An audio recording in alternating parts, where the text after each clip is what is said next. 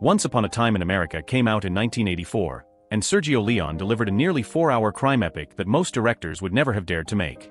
The story was massive and deeply emotional, and the cast he brought together was just as extraordinary as the film itself. Their lives after this movie turned out to be almost as dramatic as anything that happened on the screen. Number 1, we have Robert De Niro, who played Noodles. He was 39 years old when he stepped into the role of an aging gangster crushed by decades of guilt and betrayal. It remains one of the most emotionally demanding lead performances ever put on film, and he carried every single moment of it with complete conviction. In 2026, Robert De Niro is 82 years old. He has been married twice, first to Deanne Abbott from 1976 to 1988, and then to Grace Hightower from 1997 to 2018.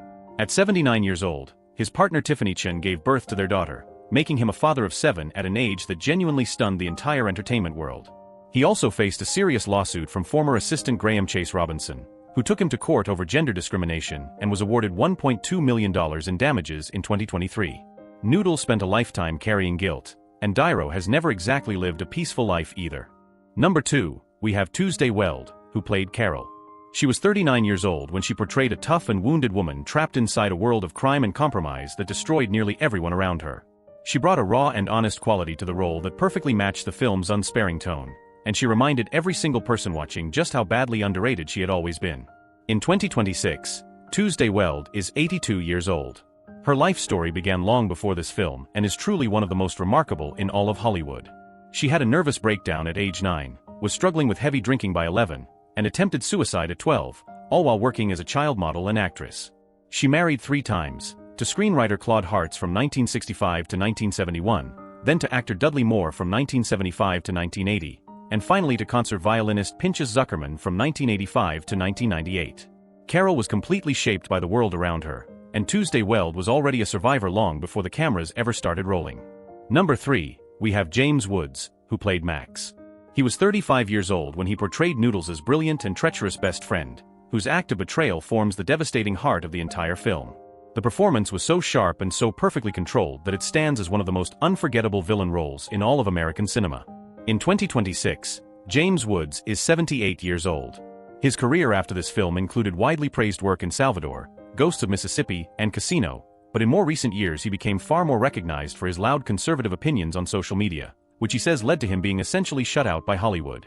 He has been married 3 times, to Catherine Morrison from 1980 to 1983, Sarah Owen from 1989 to 1990, and Sarah Miller, whom he married in 2021. He also got caught up in a messy and well-publicized lawsuit involving actress Sean Young in the late 1980s, a very public dispute that kept both of their names splashed across the tabloids for months. Max betrayed everyone around him, and James Woods has never stopped picking fights. Number 4, we have Joe Pesci, who played Frankie. He was 39 years old when he played the hot-headed and unpredictable gang member, whose dangerous crackling energy gave the film some of its most gripping and tense scenes. And yet at that point, his most iconic roles in Goodfellas, Casino, and My Cousin Vinny were still just waiting for him around the corner. In 2026, Joe Pesci is 83 years old. His personal life has had its share of disorder, with 3 marriages and divorces over the years, along with a very public engagement to model Angie Everhart in 2007 that fell apart after only a single year. His most shocking off-screen story came through his ex-wife Claudia Harrow, who was convicted and sent to prison for plotting to have her next husband killed.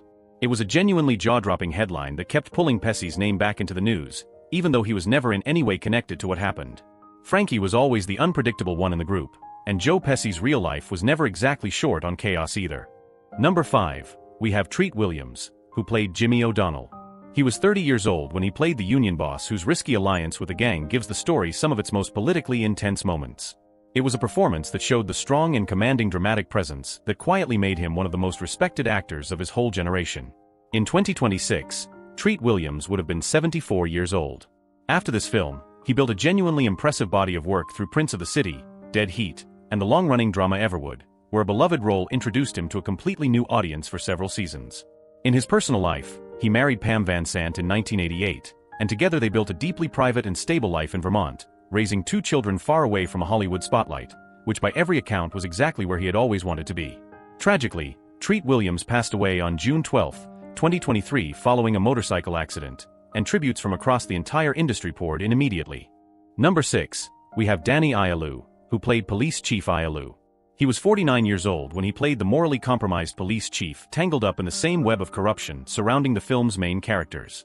It was a performance built on a deep and grounded authority that had long made him one of the most dependable and deeply loved character actors in American cinema. In 2026, Danny Aiello would have been 93 years old. His career only grew stronger after this film, earning him an Academy Award nomination for Best Supporting Actor for Do the Right Thing in 1989, a role that many still consider his very best and one that permanently secured his place in film history. In his personal life, he was married to Sandy Cohen from 1955 right up until his death, a faithful and loving partnership of over 60 years and 4 children that everyone who worked alongside him always deeply admired. He also had a fun and light-hearted public moment when he recorded a response song after appearing in Madonna's Papa Don't Preach music video. He passed away on December 12, 2019, at 86 years old. Number 7, we have Burt Young, who played Joe. He was 42 years old when he played the steady and reliable crew member whose presence added genuine roughness and texture to the sprawling world that Sergio Leone was constructing with such careful and patient attention across the film's remarkable runtime. In 2026, Burt Young would have been 86 years old. Beyond this film, he is best remembered as Paulie Panino in the Rocky franchise, a role he first took on in 1976 and came back to across multiple sequels over many decades, making him one of the great familiar faces in one of cinema's most beloved series of all time. He was married to Gloria Diois from 1961 until her death in 1974 and never remarried, devoting the rest of his life to their daughter and to painting, through which he built a genuine and recognized second career as a highly productive visual artist. He also served in the United States Marine Corps before acting ever entered his life. Burt Young passed away on October 8, 2023 at 83 years old. Number 8, we have William Forsythe, who played Kawhi. He was 27 years old when he played the quiet and deadly member of the gang whose barely held-back violence gave the film some of its most deeply unsettling moments. He was a character who said more through simply being present than through any words at all, and he stayed fixed in your memory long after the credits had finished rolling. In 2026, William Forsythe is 70 years old. After this film, he built a long career playing threatening characters in The Rock, Raising Arizona, and the acclaimed series The Cape, becoming one of those faces that audiences automatically associate with danger the very moment he appears on screen. He has been connected to various partners over the decades but has never publicly confirmed any relationship or spoken about his personal life in interviews, keeping everything about his private world completely hidden from the press across 4 full decades in the industry. Cocky never needed words, and Forsythe rarely wastes them either. Number 9, we have James Hayden, who played Patty. He was 28 years old when he played the young gang member whose addiction storyline brought a painful and fragile vulnerability to the film's otherwise hardened and tough world. It was a performance that clearly drew from something deeply personal and real, and it gave the whole film one of its most genuinely heartbreaking threads. In 2026, James Hayden would have been 71 years old. His story is one of the most sorrowful connected to this entire production, because he never lived to see the film released.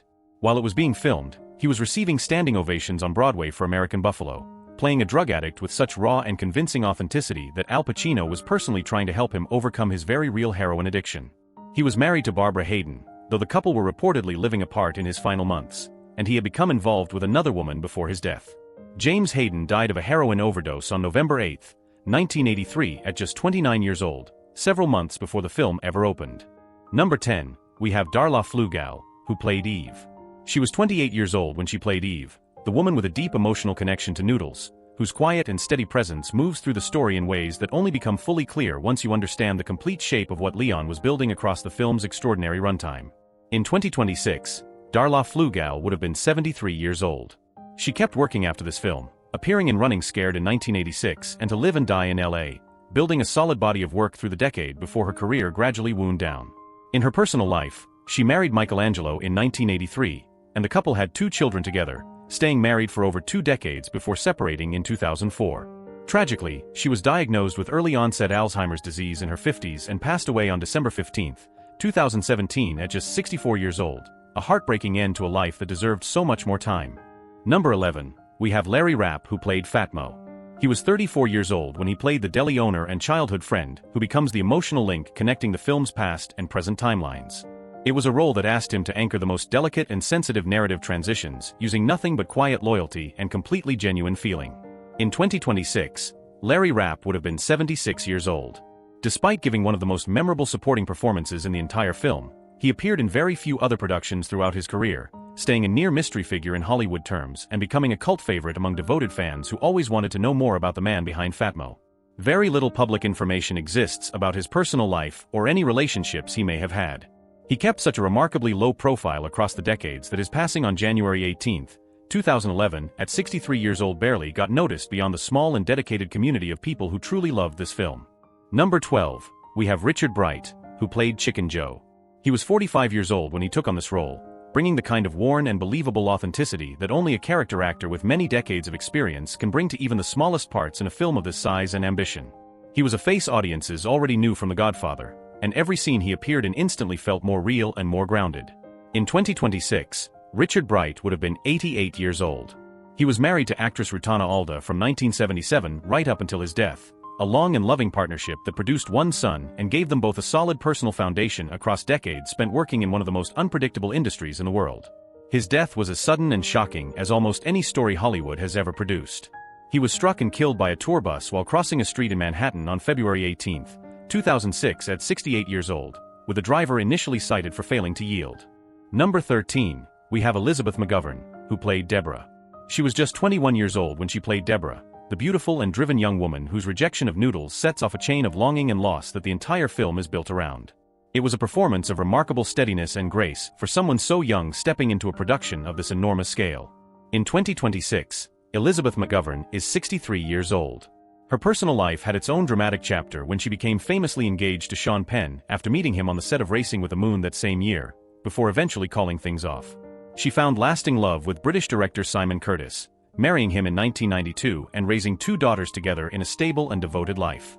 Her career found a wonderful second chapter through Downton Abbey as Cora Cully, a role that made her a familiar and beloved name all over again with a completely new generation of viewers.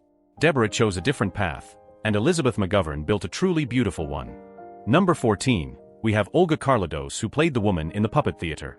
She was 34 years old when she appeared in this richly atmospheric role in a film where even the briefest appearances carry genuine weight.